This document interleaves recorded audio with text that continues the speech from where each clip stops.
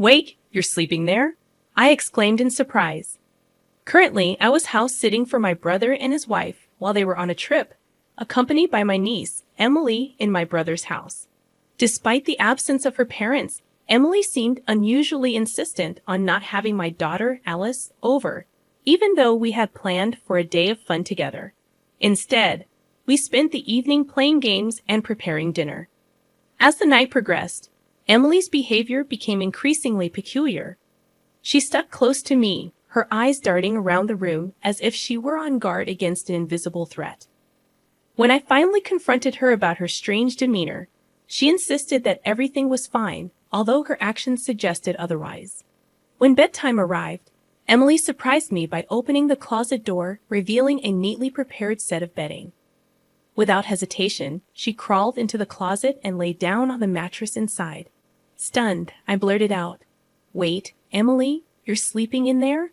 With a serious expression, she reassured me, "Yes, but it's okay. I'll leave it slightly open. If anything happens, I'll wake up right away." Attempting to conceal my bewilderment, I tentatively proposed, "Why don't we sleep together tonight?"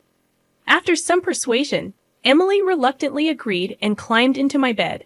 She inquired if it was permissible to keep the bedding in the closet, her chosen hiding spot. Although it only deepened the mystery, I consented. Curiosity piqued, I asked, "Why do you need a hiding place?" Emily, after extracting a promise from me not to laugh, whispered her response, "The monster is coming." Initially, I found her fear endearing, akin to a child's imaginative tale. However, the story that unfolded next shattered my skepticism. Emily trembled, clutching my arm. "The monster is very scary and clever. It only comes when Daddy is not here. Mommy says I can't leave the closet until she has driven the monster away. She always cries while she's doing it." I tried to help her once, but it was too scary when it pounded on the closet door. As I held the frightened Emily close, a sinking realization settled in. The monster, it seemed, was real. I was caught off guard by my sister-in-law's affair, and suddenly, her unfaithfulness seemed to manifest as this ominous presence in their lives. The evidence was before me. Emily's father's absence, her aversion to my daughter's presence, her watchful eyes on the windows and the front door. It all pointed to her genuine fear. My heart ached for sweet Emily and for my brother, who trusted his wife implicitly. Anger boiled within me, but my immediate concern was to reassure Emily. Gripping her hand, I offered a reassuring smile. "It's okay because Aunt Lily is here today. The monster is clever, right? Maybe it won't come in because it sees a stranger. And your mom, who's usually targeted, is with your dad today, so the monster can't approach her." Yet despite my attempts to comfort her, Emily's anxiety persisted and grew with each passing moment. In an effort to help her confront her fears, I suggested hiding in the closet together, urging her to talk openly about the monster. However, as Emily revealed another alarming detail, my concern deepened.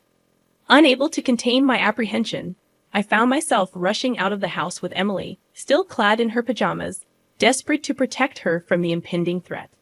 In a rush, I drove back home and explained the unsettling situation to my husband, who promptly headed to my brother's house with his friends in tow. Around 10 p.m. that night, as they arrived at my brother's place, I received a call from my brother, who was still on vacation, inquiring about Emily's well-being. "Did Emily go to bed? Forget about your husband and daughter. Get some rest yourself. Make sure to lock the doors, okay? Good night," he advised sternly before hanging up, emphasizing the need for security and rest.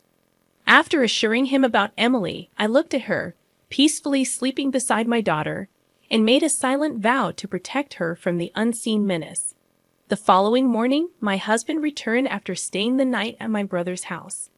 His account of the previous night's events filled me with a mixture of fear and anger, validating my decision to leave my brother's house. Throughout the day, I remained at home with Emily and my family, awaiting my brother and his wife's arrival to collect their daughter. When they finally saw us, my brother's immediate reaction was accusatory, demanding why Emily and I had left the house against his instructions. "Why didn't you guys stay at the other house? I told you repeatedly not to leave our home. What were you thinking? going back to your own place after agreeing not to?" He protested vehemently. Sensing something amiss, I calmly questioned my brother about how he knew we weren't at his house while he was away. He hesitantly revealed that he had given Emily a smartphone with GPS functionality. However, his explanation seemed inconsistent, given his earlier insistence over the phone that we shouldn't leave. I decided to press further, questioning my brother about two unfamiliar men who had visited my house late at night. His demeanor changed, his voice shaky, and his eyes avoided mine as he attempted to provide an explanation. Before I could delve deeper, my sister-in-law intervened, forcefully calling Emily over and urging her to leave. In an abrupt shift, my brother, while still upset, started pushing Emily towards the door, attempting to take her back home with them. I protested vehemently, trying to prevent them from leaving, but my pleas fell on deaf ears. Emily, clearly distressed, reached out to me, and I instinctively pulled her behind me, shielding her from their insistent grasp. "Hey, we're not done talking yet," I called out, my voice determined, refusing to let them take Emily away without addressing the mounting questions and concerns that clouded the air. "What do you think you're doing?"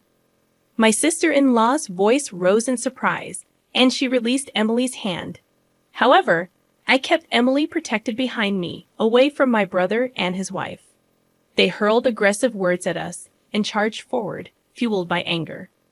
My husband and I were resolute in our determination not to let them take Emily, managing to force them out of the room. At the front door, waiting police officers swiftly apprehended my brother and his wife.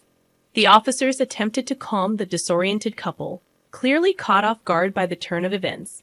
In response, my brother argued, "If you don't give us back our daughter, then you should be the ones getting detained." My sister-in-law added, "They took our daughter from home and locked her up here. Please save Emily right away. You shouldn't be holding me back. I won't run or hide, so let me go," my brother shouted in frustration. Emily and my daughter, who had noticed the commotion and come out, were talking behind me, looking surprised. My daughter innocently remarked, "She doesn't seem locked up at all." I wasn't sure if my brother heard her, but he turned to Emily and commanded her to come to him in a strong tone. However, the severity of her father's demeanor scared her, and she refused to leave my side. My sister-in-law stood silently by the police officer, just watching my brother, not attempting to call Emily over. Enraged that things weren't going his way, my brother continued to yell in the entrance, completely restrained by the police officer. Witnessing this, my husband pushed his smartphone in front of my brother's face. Noticing this, I told Emily and my daughter to wait once more in the other room and shut the door so they wouldn't hear the audio. After confirming this, my husband started playing a video he had recorded at my brother's house the night before without uttering a word. The video began with a key slowly turning in the lock of the house. It seemed they had used a spare key. Two men quietly entered the room, their faces filled with anticipation. They greeted each other, mentioning my brother's name. "Didn't know we had company. Hey, how much did you pay?" One of them smirked, eyeing my husband and his friends. When my husband's friend gave a vague response, avoiding the question, one of the men boasted that because they were good friends with my brother and his wife, they got an even bigger discount, mentioning a specific amount. They continued, "We're lucky we get to play with the kids today." The man's laughter was sinister. I couldn't see the screen, but the audio alone was enough to make my skin crawl. Afterwards, my husband's friend bombarded the men with questions, asking if they often came to this house and if they always came as a pair. Sensing something was off, the men asked where Emily and I were. Seeing my husband's enraged expression as he responded that we weren't there, the men finally realized the gravity of the situation. Realizing they weren't among friends, the men quickly fled. Until the very end, they were either unaware of my husband's recording or deliberately didn't mention it.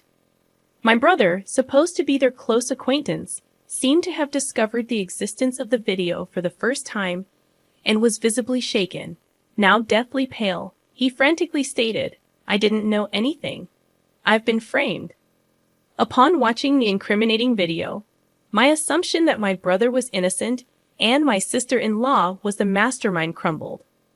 The footage provided undeniable proof of my brother's involvement in offering up Emily and me. His feigned ignorance wouldn't deceive anyone. My brother was taken away by the police, while my sister-in-law pretended to be clueless about the situation. However, the police officer, having already heard Emily's testimony, asked her to accompany him for further questioning. Consequently, they both ended up in custody together. In subsequent police interrogations, my brother and his wife confessed to everything and were arrested. It was revealed that my sister-in-law lured men into their home on nights when my brother worked late shifts, exploiting Emily discreetly to meet the demand for children in certain circles. Emily, unaware of the sinister nature, posed as instructed, thinking she was helping her bullied mother. The innocent photos of Emily were manipulated by my sister-in-law. She developed the images and displayed them to customers, creating a bidding frenzy as if in an auction. Shockingly, she never sold the photos. She only lent them out. While this nefarious business had nothing to do with my husband and me, my brother, upon discovering his wife's illicit dealings, didn't reprimand her or protect his daughter. Unbelievably, he started gathering more customers, thinking it would increase revenue.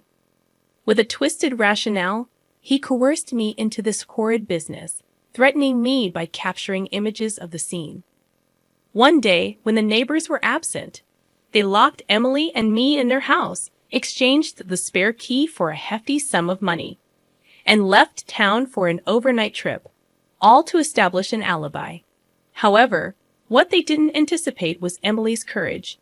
She had always obeyed my sister-in-law unquestioningly, but to protect me, she confided in me about the monsters, unknowingly shedding light on their nightmarish situation. That evening, upon learning about Emily's ordeal, I asked my husband to capture the images of these so-called monsters. The police swiftly acted on the information we provided. When we reported the situation, the police officer ensured Emily's safety from my brother and his wife. Subsequently, my brother and his wife were arrested on grave charges, including violations of child welfare laws and laws preventing child exploitation. Despite being first-time offenders, they couldn't escape imprisonment. The photos of Emily, taken over several years, were deemed highly malicious. Once an image was leaked on the internet, it could never be erased. I was utterly shocked when the police revealed this information to me. Fortunately, my sister-in-law hadn't digitized or sold Emily's photos, keeping them securely stored and preventing any leakage. The fact that my brother, who had always been kind and reliable, could turn into such a terrible person terrified me. Until that moment, we had been helping each other as we always had. The realization that I hadn't noticed this dark side of him haunted me. Regardless, I wanted them to face the consequences of their actions. After my brother and his wife were arrested, the individuals referred to as the monsters were also brought in for questioning by the police. They attempted to claim their innocence, arguing that their plans hadn't succeeded, and therefore they weren't guilty. However, the discovery of another child's photographs at their residence and the involvement in additional criminal acts confessed by my brother and his wife during their interrogations led to their arrest on multiple charges. Once we had dealt with the monsters that had plagued our lives, we visited Child Protective Services to inquire about Emily's situation. With her parents arrested, Emily was left without anyone to care for her. In truth, her parents were unfit guardians from the start, so custody of Emily was rightfully taken away from my brother and his wife. Neither my brother nor I had any living parents, and my sister-in-law's family was entirely estranged. We discovered that if no one from her family agreed to take her in, Emily would be placed with foster parents. After discussing it with my husband, we decided to adopt Emily. To me, Emily was not only someone I felt deeply indebted to, but also a girl I had grown to love as my own daughter. The mere thought of leaving her was unbearable. Thankfully, my husband agreed, and we viewed this as an opportunity to move to my in-laws' town. Our daughter, who adored her grandparents and had always longed for an older sister, was overjoyed. She eagerly anticipated the weekends when she could see her grandparents more frequently. Now, her dream of having Emily, whom she adored as a big sister, had come true. As for Emily, who had finally escaped the clutches of her abusive parents, she adapted remarkably well to her new environment as an older sister. It was incredible to witness the resilience of children. She was gradually embracing a happier and more peaceful life.